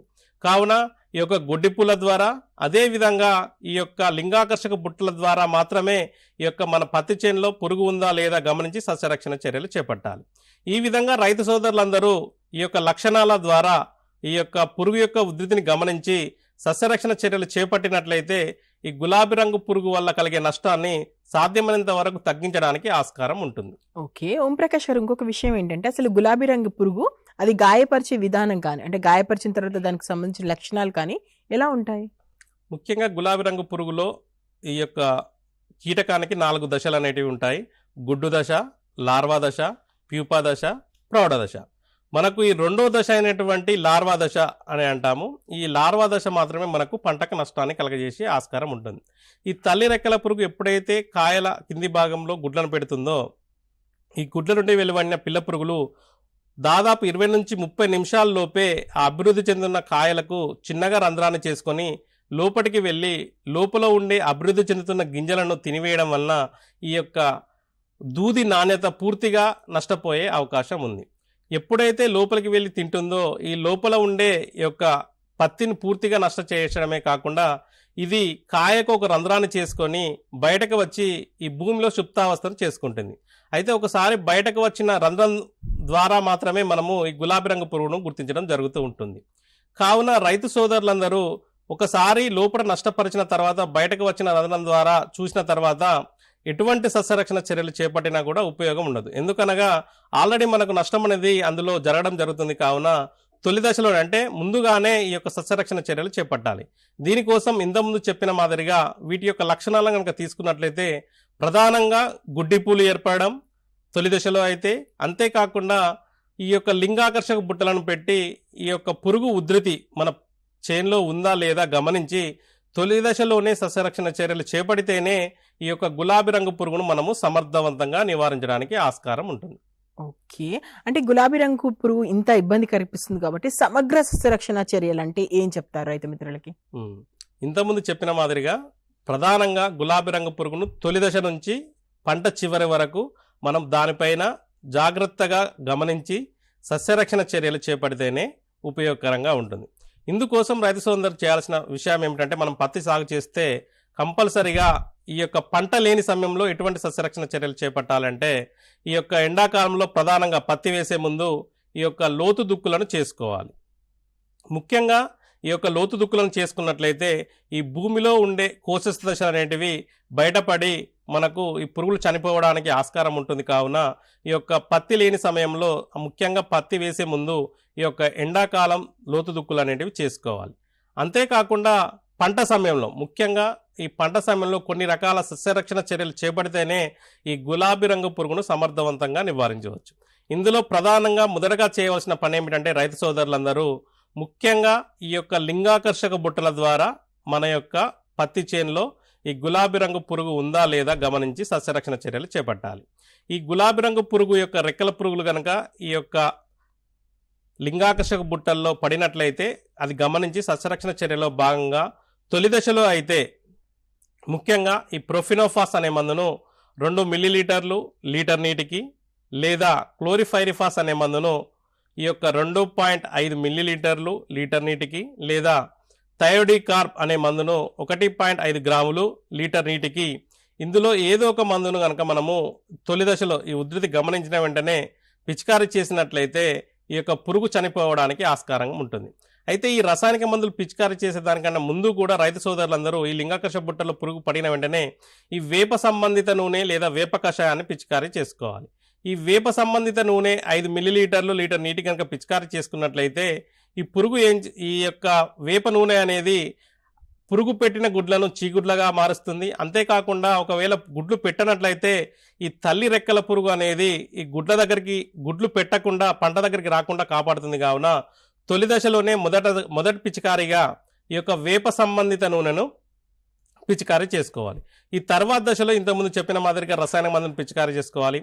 ఒకవేళ పురుగు ఉధృతి ఇంకా ఎక్కువగా ఉన్నట్లయితే ఈ యొక్క సింథటిక్ పైరిథ్రాయిడ్స్ మందులైనటువంటి లాంబ్డా సాయలోత్రిన్ 1 మిల్లీలీటర్ లీటర్ నీటికి, లేదా సైపర్ మిత్రిన్ అనే మందును 1 మిల్లీలీటర్ లీటర్ నీటికి, లేదా ఈ యొక్క లాంబ్డా సాయలోత్రిన్ ప్లస్ క్లోరాంత్రానిప్రోల్ అనే మందును 0.5 మిల్లీలీటర్లు లీటర్ నీటికి ఏదో ఒక మందును మనము పిచికారీ చేసుకున్నట్లయితే ఈ యొక్క పురుగు ఉధృతిని తగ్గించడమే కాకుండా అధిక దిగుబడులు పొందవచ్చు. అయితే ఇక్కడ రైతు సోదరులందరూ గుర్తుంచుకోవాల్సిన విషయం ఏమిటంటే ఈ పంట చివరి దశలోనే ఈ పురుగు ఉధృతి ఎక్కువగా ఉంటుంది. కావున చివరి దశలో పిచికారీ చేసే ఈ రసాయనిక మందులు, ముఖ్యంగా సింథటిక్ పైరిథ్రాయిడ్స్ మందును పంట కాలంలో మనము 1 లేదా 2 సార్లు మాత్రమే పిచికారీ చేసుకోవాలి. ఎక్కువగా వాడినట్లయితే ఈ తెల్లదోమ ఉధృతి అనేది ఎక్కువగా అయ్యే అవకాశం ఉంటుంది. కావున రైతు సోదరులందరూ ఈ యొక్క చివరిగా చెప్పిన మందులను 1 లేదా 2 సార్లు మాత్రమే పిచికారీ చేసుకొని ఈ యొక్క గులాబీ రంగు పురుగును సమర్థవంతంగా నివారించవచ్చు. అంతేకాకుండా ఈ యొక్క పంట అయిపోయిన తర్వాత ఈ యొక్క పంట మూలను, ఈ మధ్యకాలంలో మనకు పంట మూలను తీసివేయడానికి మనకు షెడ్డర్స్ అనేటివి అందుబాటులో ఉన్నాయి. కావున ఈ యొక్క పత్తి మూలను మనము ఈ యొక్క షెడ్డర్స్ సహాయంతో కనుక మనము చిన్న చిన్న ముక్కలుగా కట్ చేసి కనుక చేసినట్లయితే ఈ గులాబీ రంగు యొక్క పురుగు యొక్క దశలను సమర్థవంతంగా నివారించడమే కాకుండా ఈ యొక్క తర్వాత దశలో పంటకు రాకుండా కూడా మనము పంటను కాపాడుకోవడానికి ఆస్కారం ఉంటుంది. ఇంకొక విషయం ఏమిటంటే ఈ యొక్క పత్తిని యొక్క జిన్నింగ్ మిల్లులు ఉంటాయి. కావున ఈ జిన్నింగ్ మిల్లుల చుట్టూ పత్తిని ఎక్కువ కాలం నిల్వ చేయకుండా చూసుకోవాలి. ఎందుకనగా ఇవి వాటి యొక్క స్థావరాలుగా పనిచేసి మనం వేసే పత్తికి మళ్ళీ నష్టాన్ని కలగజేసే అవకాశం ఉంటుంది. కావున ఈ విధంగా సమగ్ర సస్యరక్షణ పద్ధతులను కనుక మనం పాటించినట్లయితే ఈ యొక్క పత్తిలో వచ్చే గులాబీ రంగు పురుగును మనము సమర్థవంతంగా నివారించడానికి ఆస్కారం ఉంటుంది. ఓకే, ఒకసారి మనం తెగుల గురించి మాట్లాడుకుందాం. ఆల్రెడీ మీరు ముందు చెప్పారు కాబట్టి ఇంకొకసారి ఈ కాయకొల్లు తెగులకు సంబంధించి ఏంటి, అసలు ఎలా వస్తుంది, ఏ విధంగా నివారించాలి, యాజమాన్య పద్ధతిలో ఒకసారి. అయితే ప్రధానంగా ఇంతకుముందు మాట్లాడిన అన్నీ కూడా మనకు చీడపురుగులు. ఈ చీడపురుగులు అనేటివి మనకు ఈ పత్తిలో ఎక్కువగా నష్టాన్ని కలగజేస్తున్నాయి. కానీ ఈ మధ్య కాలంలో కనుక తీసుకున్నట్లయితే కొన్ని రకాల తెగుళ్ళు కూడా పంటను ఆశించి నష్టాన్ని కలగజేసే అవకాశం ఉంది. ముఖ్యంగా మారుతున్న వాతావరణ పరిస్థితులను బట్టి ఈ యొక్క తెగుళ్ళు అనేటివి ఎక్కువగా అవుతున్నాయి రోజు రోజుకు. అంతేకాకుండా మనము ఈ యొక్క పత్తి సాగు చేసే విధానాన్ని బట్టి కూడా ఈ యొక్క తెగుళ్ళ ఉధృతి ఎక్కువగా అయ్యే అవకాశం ఉంటుంది. ముఖ్యంగా ఈ తెగుళ్ళ ఉధృతి ఎక్కువగా రావడం వలన పత్తిలో దాదాపు మనకు 20-30% అనేది పంట నష్టపోయే అవకాశం ఉంది. ముఖ్యంగా ఈ తెగుళ్లలో ప్రధానంగా ఇంతకుముందు చెప్పినట్టు తలమాడు తెగులు ఉధృతి అనేది ఎక్కువగా ఉంది. దాంతోపాటు ఈ యొక్క కాయకుళ్ళు తెగులు, దీనితో పాటు బూడిద తెగులు, దానితో పాటు కోయినోస్పొర, ఈ ప్రధానమైన తెగుళ్ళు అనేటివి పంటను ఈ మధ్యకాలంలో ఆశించి నష్టాన్ని కలగజేస్తూ ఉన్నాయి. వీటిలో ఇంతకుముందు మీరు అన్నట్టు ఈ యొక్క కాయకుళ్ళు తెగులు అనేది కొన్ని ప్రాంతాలలో ఎక్కువగా ఆశించి నష్టాన్ని కలగజేసే అవకాశం ఉంది. అయితే ఈ కాయకుళ్ళులో 2 రకాల కాయకుళ్ళు తెగుళ్ళు ఉంటాయి. ఒకటి లోపల ఉండే కాయకుళ్ళు తెగులు, ఒకటి బయటికి కనిపించే కాయకుళ్ళు తెగులు. అయితే కాయకుళ్ళు లోపల కాయకుళ్ళు తెగులు నివారణకు ముఖ్యంగా ఎప్పుడు వస్తుందంటే ఈ యొక్క పురుగులు ముఖ్యంగా కీటకాలు అనేటివి ఈ యొక్క కాయలకు రంధ్రాలు చేసినప్పుడు ఎప్పుడైతే వర్షం పడుతుందో ఈ రంధ్రాల ద్వారా నీరు అనేది లోపలికి వెళ్ళిపోవడం వలన ఈ యొక్క లోపల ఈ యొక్క శిలీంధ్ర ముఖ్యంగా బ్యాక్టీరియా అనేది ఎక్కువగా అభివృద్ధి చెందడం వలన ఈ యొక్క కుల్లూరు అనేది రావడం జరుగుతూ ఉంటుంది. దీనినే మనం ఇంటర్నల్ బోల్ రాట్ అని అంటాము. అయితే ఈ ఇంటర్నల్ బోల్ రాట్ రావడం వలన లోపల కాయకుళ్ళు వలన మనకు అధికంగా నష్టం అనేది వాటిల్తుంది. ఎందుకనగా కాయ పగిలిన తర్వాతనే మనము ఈ నష్టాన్ని గుర్తించగలము. కావున ఈ లోపల ఉండే కాయకులను తొలి దశలోనే గుర్తించలేము. ఒకవేళ ఈ యొక్క లక్షణాలను కనుక మనం గమనించినట్లయితే ఈ యొక్క సస్యరక్షణ చర్యలు చేపట్టాలి. ముఖ్యంగా ఈ యొక్క కాయకుళ్ళు తెగులు నివారణకు ముఖ్యంగా ఈ యొక్క క్రెసాక్సిమ్ మిథైల్ అనే మందును 1 మిల్లీలీటర్ లీటర్ నీటికి లేదా అజాక్సిస్ట్రాబిన్ అనే మందును 1 మిల్లీలీటర్ లీటర్ నీటికి కనుక కలిపి పిచికారీ చేసుకున్నట్లయితే ఈ యొక్క కాయకుళ్ళు తెగులను సమర్థవంతంగా నివారించవచ్చు. అయితే కొన్ని ప్రాంతాలలో లోపల కాయకులతో పాటు బయట కాయకులు కూడా ఎక్కువగా ఉంటుంది. అనగా శిలీంధ్రం అనేది ఈ యొక్క కాయపైన అభివృద్ధి చెందడం వలన మనకు నష్టం అనేది వాటిల్లడం జరుగుతూ ఉంది. ముఖ్యంగా ఈ యొక్క కాయపైన ఈ బూజులాగా ఏర్పడినట్లు గమనించినట్లయితే ఈ యొక్క సస్యరక్షణ మందులు వాడి ఈ యొక్క తెగులను నివారించుకోవచ్చు. దీనికోసము కార్బండిజం అనే మందును 1 గ్రాము లీటర్ నీటికి కలిపి పిచికారీ చేసుకున్నట్లయితే ఈ యొక్క పత్తిలో వచ్చే ఇంతకుముందు చెప్పినట్టు లోపల ఇంటర్నల్ బోల్ రాట్ అదేవిధంగా ఎక్స్టర్నల్ బోల్ రాట్ రెండింటిని కూడా సమర్థవంతంగా నివారించి అధిక దిగుబడులు పొందడానికి ఆస్కారం ఉంటుంది. ఓకే, అదేవిధంగా కొరినోస్పోరా ఆకుపచ్చ తెగులు గురించి కూడా మీరు ముందు మాట్లాడారు కదా, ఒకసారి దాని గురించి క్లియర్గా. అయితే కొరినోస్పోరా ఆకుమచ్చ తెగులు అనేది ముఖ్యంగా శిలీంధ్రం వల్ల కలుగుతుంది. అయితే ఈ శిలీంధ్రం అనేది ఆకులపైన తొలి దశలో అయితే మచ్చలు ఏర్పడడం మనం గమనించవచ్చు. ఈ మచ్చలు అనేటివి ఎక్కువగా ఈ పంటకు అధిక నష్టాన్ని కలగజేసే అవకాశం ఉంది. ముఖ్యంగా ఈ కొన్ని ప్రాంతాల్లో ముఖ్యంగా ఆకులపైన మచ్చలు కనుక గమనించినట్లయితే ఈ యొక్క కొరినోస్పోరా ఆకుమచ్చ తెగులుగా గమనించి వీటి నివారణ కోసము మనం సస్యరక్షణ చర్యలు చేపట్టాలి.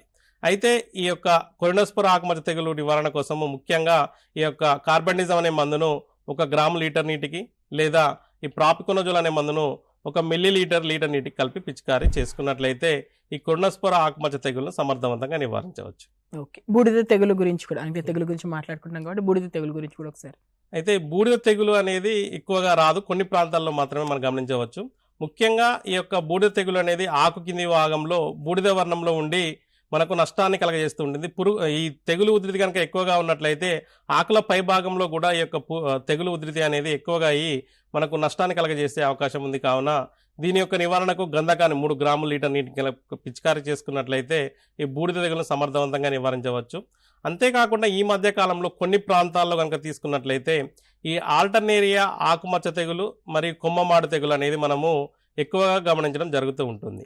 ముఖ్యంగా మొక్క అనేది ఎప్పుడైతే బలహీనం అవుతుందో అక్కడ ఈ ఆల్టర్నేరియా ఆకుమచ్చ తెగులు అంతే ఈ అనే ఉధృతి అనేది ఎక్కువగా గమనించడం జరుగుతుంది. దీని యొక్క లక్షణాలను కనుక తీసుకున్నట్లయితే ఈ యొక్క ఆకులపైన మచ్చలు ఏర్పడడం, అంతేకాకుండా మొక్క అనే కాండం పైన కూడా మచ్చలు ఏర్పడి మొక్క అనేది పూర్తిగా ఎండిపోవడం మనము గమనించడం జరుగుతుంది. ఈ ఆల్టర్నేరియా ఆకుమాడు తెగులు కనుక లక్షణాలు కనుక మనం గమనించినట్లయితే రైతు సోదరులు ముఖ్యంగా గుర్తుంచుకోవాల్సింది ఏమిటంటే ఈ యొక్క ప్రాపికోనజోల్ అనే మందును 1 మిల్లీలీటర్ లీటర్ నీటి కలిపి పిచికారీ చేసుకోవాలి. అంతేకాకుండా మొక్క బలహీనంగా ఉండకుండా ఈ యొక్క పైపాటుగా పోషకాలను కనుక అందించినట్లయితే ఈ యొక్క తెగులును మనము ఆ మొక్క తట్టుకొని మనకు సమర్థవంతంగా ఈ తెగులు నివారించడానికి ఆస్కారం ఉంటుంది. ఓకే, ఓంప్రకాష్ గారు, మన రైతు మిత్రులు వైరస్ తెగులు గురించి కూడా అంటుంటారు కాబట్టి అసలు ఈ వైరస్ తెగులు గురించి కూడా ఒకసారి చెప్పండి. పత్తిలో వచ్చే ప్రధానమైన వైరస్ తెగులు ఈ మధ్య కాలంలో గత 2-3 సంవత్సరాల నుంచి కనుక తీసుకున్నట్లయితే మన తెలంగాణ రాష్ట్రంలో ఈ తలమాడు తెగులు వైరస్ తెగులు అనేది ఎక్కువగా అవుతుంది.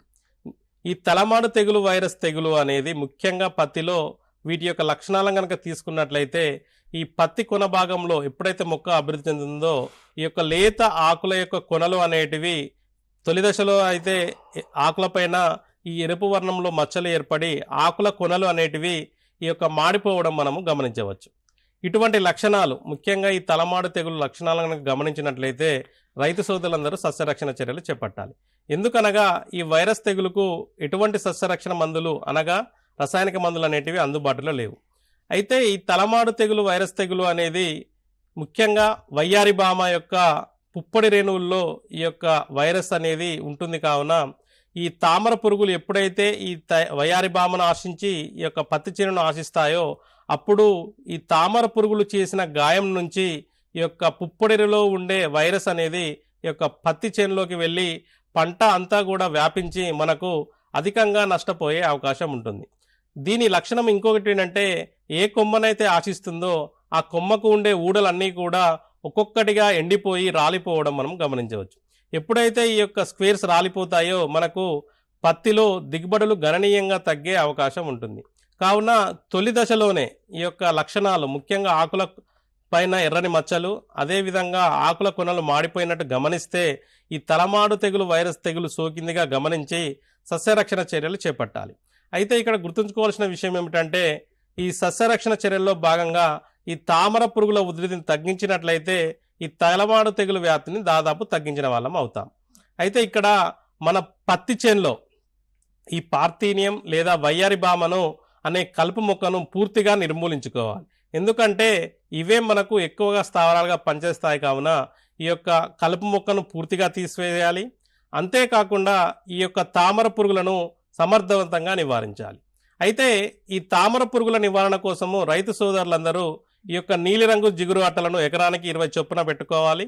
అంతేకాకుండా ఈ రసాయనిక మందులు, మనకు మార్కెట్లో అందుబాటులో ఉన్నటువంటి రసాయనిక మందులు, ముఖ్యంగా ఈ పిప్రోనిల్ అనే మందును 2 మిల్లీలీటర్లు లీటర్ నీటికి, లేదా స్పైనిటోరం అనే మందును 0.9 మిల్లీలీటర్లు లీటర్ నీటికి, లేదా సల్ఫాక్సాఫ్లోర్ అనే మందును 0.75 మిల్లీలీటర్లు లీటర్ నీటికి, ఇందులో ఏదో ఒక మందును కనుక పిచికారీ చేసుకున్నట్లయితే తామర పురుగుల ఉధృతి తగ్గించడమే కాకుండా ఈ యొక్క పత్తిలో వచ్చే వైరస్ తెగులైనటువంటి తడమాడు తెగులును కూడా తగ్గించడం వల్ల అధిక దిగుబడి పొందడానికి ఆస్కారం ఉంటుంది. ఓకే, ఓంప్రకాష్ గారు, ఈ పత్తిలో కాండం పూత పద్ధతిని వాడుతుంటారు కదా రైతు మిత్రులు, ఒకసారి ఆ పద్ధతి గురించి క్లియర్ గా. ఇంతకుముందు చెప్పినట్టే రసం పీల్చే పురుగులకు ప్రధానంగా మనం ఈ మధ్య కాలంలో తయారు చేసిన పద్ధతి ఏమిటంటే కాండం పూత పద్ధతి. దీన్నే బొట్టు పద్ధతి అని అంటాము. ఇది చాలా మంది రైతులు అవలంబిస్తున్నారు. ముఖ్యంగా ఈ పత్తి పంట తొలి దశలో ఉన్నప్పుడు ఈ యొక్క రసం పీల్చే పురుగుల ఉధృతి అనేది ఎక్కువగా ఉంటుంది. అయితే రసం పీల్చే పురుగుల ఉధృతి ఎక్కువగా ఉన్నప్పుడు రైతు సోదరులందరూ పురుగు కనిపించగానే మనకు ఈ పురుగుల ఉధృతిని తగ్గించుకోవడానికి ఈ యొక్క మందులను పిచికారీ చేయడం జరుగుతూ ఉంటుంది. అయితే మనం మందును పిచికారీ చేస్తున్నప్పుడు ఇక్కడ గమనించాల్సిన విషయం ఏమిటంటే, పంట అనేది చిన్నగా ఉండి తొలి దశలో ఉంటుంది. కావున మనం పిచికారీ చేసే మందు ఎక్కువగా నష్టపోయే అవకాశం ఉంటుంది. అనగా మనం పురుగుకు వాడాల్సిన మందు కంటే మనము వాడిన దానికంటే ఎక్కువగా మనము పిచికారీ చేసేది వేస్ట్ అవ్వడం వలన రైతులు అధికంగా నష్టపోయే అవకాశం ఉంటుంది. దీనికోసం తొలి దశలో అయితే ముఖ్యంగా పంట కనుక 60 రోజుల్లోపు ఉన్నట్లయితే, రసం పీల్చే పురుగుల ఉధృతి కనుక ఉన్నట్లయితే ఈ కాండం పూత పద్ధతిని అవలంబించి ఈ యొక్క పత్తిలో వచ్చే రసం పీల్చే పురుగులను సమర్థవంతంగా నివారించవచ్చు. ఇందులో భాగంగా పంట 30 మరియు 45 రోజుల పంట కాలంలో ఉన్నప్పుడు ఈ మోనోక్రోటోఫాస్ మరియు నీరు 1 మరియు 4 నిష్పత్తిలో 1 పాలు మందు, అదేవిధంగా 4 పాల నీరు కలుపుకొని తయారు చేసిన మిశ్రమాన్ని బొట్టు పద్ధతిలో ఈ యొక్క లేత కాండాన్ని కనుక మనం పూసినట్లయితే ఈ యొక్క తొలి దశలో వచ్చే రసం పీల్చే పురుగులను నివారించవచ్చు. అంతేకాకుండా 60 రోజులు ఉన్న పంటకు ముఖ్యంగా ఈ ఇమిడాక్లోప్రిడ్ మరియు నీరు 1 మరియు 20 నిష్పత్తిలో కనుక వాడుకొని ఈ యొక్క కాండానికి కనుక బొట్టులాగా పెట్టుకున్నట్లయితే ముఖ్యంగా ఈ 60 రోజుల వరకు వచ్చే ఈ రసం పీల్చే పురుగులను సమర్థవంతంగా నివారించడమే కాకుండా పంటను అధిక దిగుబడులు పొందడానికి ఆస్కారం ఉంటుంది. ఓకే, ఇంకా పత్తి పంటలో అధిక దిగుబడి పొందడానికి సమగ్ర సస్యరక్షణ చర్యలు అంటే ఏం చెప్తారు ఓవరాల్ గా? ప్రధానంగా తీసుకున్నట్లయితే పత్తిలో మనము సమగ్ర సస్యరక్షణ చర్యలు చేపట్టినట్లయితే పత్తిలో అధిక దిగుబడులు పొందడానికి ఆస్కారం ఉంటుంది. ఎందుకనగా పత్తి పంట అనేది ప్రధానమైన వాణిజ్య పంట. అయితే ఈ పత్తి పంటలో కొద్ది నష్టం జరిగినా కూడా రైతులు అధికంగా నష్టపోయే అవకాశం ఉంటుంది. కావున ఈ సమగ్ర సస్యరక్షణ పద్ధతులు పాటించినట్లయితే ఈ యొక్క పత్తిలో అధిక దిగుబడులు పొందడానికి ఆస్కారం ఉంటుంది. అయితే సమగ్ర సస్యరక్షణ చర్యలు ఏ విధంగా పాటించాలి అంటే, ముఖ్యంగా ఈ సమగ్ర సస్యరక్షణలో భాగంగా మనకు పత్తిలో ఈ యొక్క చీడ పురుగులు ఎక్కువగా నష్టాన్ని కలగజేస్తూ ఉన్నాయి. అయితే ఈ చీడ పురుగుల విషయానికి వచ్చినట్లయితే ప్రధానంగా ఇంతకుముందు చెప్పినట్టు ఈ రసం పీల్చే పురుగులు, అదేవిధంగా ఈ యొక్క గులాబీ రంగు కాయ తొలిచే పురుగు ఉధృతి అనేది ఎక్కువగా అవుతుంది. కావున ఈ సమగ్ర యాజమాన్య పద్ధతుల ద్వారా ఈ యొక్క పత్తిలో వచ్చే ఈ పురుగులను సమర్థవంతంగా నివారించాలి. ఇందుకోసం రైతు సోదరులందరూ పంట తొలి దశ నుంచి చివరి వరకు ఈ యొక్క యాజమాన్య పద్ధతులను కనుక పాటించినట్లయితే ఈ పత్తిలో వచ్చే ఈ యొక్క పురుగుల బాధ నుంచి పంటను కాపాడడం జరుగుతూ ఉంటుంది. ముఖ్యంగా ఈ యొక్క రసం పీల్చే పురుగుల నివారణ కోసము తొలి దశ నుంచే అనగా తొలి దశలోనే ముఖ్యంగా ఈ కాండం పూత పద్ధతిని అవలంబించడం, అంతేకాకుండా పంట వేసుకునేటప్పుడే ఈ యొక్క వేయడానికి ముందు ఎండాకాలం లోతు దుక్కులు చేసుకోవడము, ఈ పత్తి చేను చుట్టూ ఈ 2 నుంచి 3 వరుసల్లో ఈ యొక్క జొన్న లేదా మొక్కజొన్న పంటను వేసుకోవడం వలన ఈ యొక్క రసం పీల్చే పురుగులు ఒక చేను నుంచి ఇంకొక చేనుకు వెళ్లకుండా అడ్డుకోవడము, అంతేకాకుండా ఈ యొక్క పత్తి చేనులో ఈ యొక్క అంతర పంటలను సాగు చేయడం. ఈ యొక్క అంతర పంటలుగా ఈ యొక్క పప్పుధాన్య పంటలు కనుక సాగు చేసినట్లయితే ఈ యొక్క మిత్ర పురుగుల సంఖ్య పెరిగి మనకు అధికంగా ఈ యొక్క మిత్ర పురుగులు అనేటివి చీడ పురుగులను తగ్గించడానికి ఆస్కారం ఉంటుంది. కావున ఈ అంతర పంటలను వేయడం అనేది చేసుకోవాలి. అంతేకాకుండా పత్తిలో ఈ యొక్క రసం పీల్చే పురుగుల నివారణ కోసము ఈ యొక్క జిగురు అట్టలు, ముఖ్యంగా ఈ యొక్క పసుపు రంగు జిగురు అట్టలు లేదా నీలిరంగు జిగురు అట్టలు కనుక పెట్టుకున్నట్లయితే ఈ రసం పీల్చే పురుగులను సమర్థవంతంగా నివారించడానికి ఆస్కారం ఉంటుంది. వీటితో పాటు ఈ యొక్క గులాబీ రంగు కాయతొలిచే పురుగు నివారణ కోసము ముఖ్యంగా ఈ యొక్క తొలి దశలో అనగా పంట అనేది తర్వాత దశలో ఎక్కువగా నష్టాన్ని కలగజేస్తుంది. కావున తొలి దశలోనే గులాబీ రంగు పురుగును గుర్తించి సస్యరక్షణ చర్యలు చేపట్టాలి. దీనికోసము ఈ లింగాకర్షణ బుట్టలను కనుక మనము పత్తి మొలకెత్తిన 45 రోజులకు మన పత్తి చేనులో కనుక పెట్టుకున్నట్లయితే, అందులో కనుక రెక్కల పురుగును గమనించినట్లయితే అప్పుడే సస్యరక్షణ చర్యలు చేపట్టి ఈ యొక్క పత్తిలో అధిక దిగుబడులు పొందడానికి ఆస్కారం ఉంటుంది. ఈ విధంగా వివిధ యాజమాన్య పద్ధతులను పాటించి మనము పత్తిని తొలి దశ నుంచి చివరి వరకు కాపాడుకొని ఈ పత్తిలో కలిగే ఈ పురుగుల వల్ల కలిగే నష్టాన్ని తగ్గించుకున్నట్లయితే ఈ యొక్క అధిక దిగుబడులు పొందడానికి ఆస్కారం ఉంటుంది. దీనితో పాటు ముఖ్యంగా రైతు సోదరులందరూ గుర్తుంచుకోవాల్సిన విషయం ఏమిటంటే ఈ యొక్క పత్తి యొక్క పంట కాలాన్ని సాధ్యమైనంత వరకు తగ్గించుకున్నట్లయితే ఈ గులాబీ రంగు పురుగును నియంత్రించడానికి ఆస్కారం ఉంటుంది. అందుకే తక్కువ కాల పరిమితి గల వంగడాలను వాడుకోవాలి. అంతేకాకుండా పంట కాలాన్ని పొడిగించకుండా ఈ యొక్క పత్తిని చూసుకోవాలి.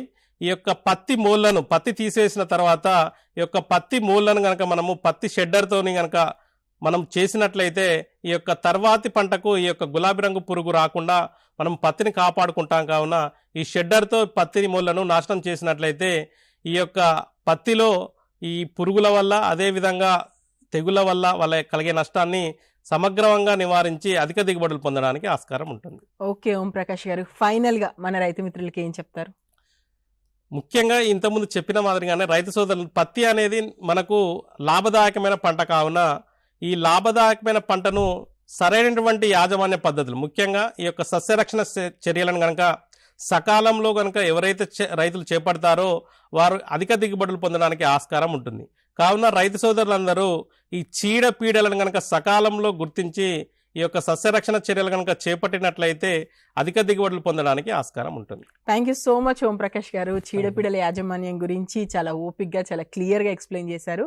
అండ్ రైతు మిత్రులారా, విన్నారు కదా, చీడపీడల యాజమాన్యం ముఖ్యంగా పత్తికి సంబంధించి అధిక దిగుబడి పొందాలంటే ఏం చేయాలి ఏంటి అనేది ఓం ప్రకాష్ గారు చెప్పింది. అవన్నీ పాటిస్తారని అధిక దిగుబడి పొందుతారని ఆశిస్తున్నాము. ఆ తర్వాత కూడా అంటే ఇప్పుడు కాల్ చేయలేని వాళ్ళు తర్వాత అయినా సరే ఓం ప్రకాష్ గారితో మీరు మాట్లాడాలనుకుంటే నేను ఫోన్ నెంబర్ ఇస్తున్నాను, నోట్ చేసుకోండి. ఆ నెంబర్కి మీరు ఎప్పుడైనా కాల్ చేయొచ్చు. 9866373563 ఈ నెంబర్ నోట్ చేసుకోండి. సార్ చెప్పినటువంటి సలహాలు సూచనలన్నీ పాటించండి, మంచి దిగుబడి పొందండి. ఇది ఈరోజు రైతు మిత్ర. వచ్చే వారం మళ్ళీ కలుద్దాం. నమస్తే.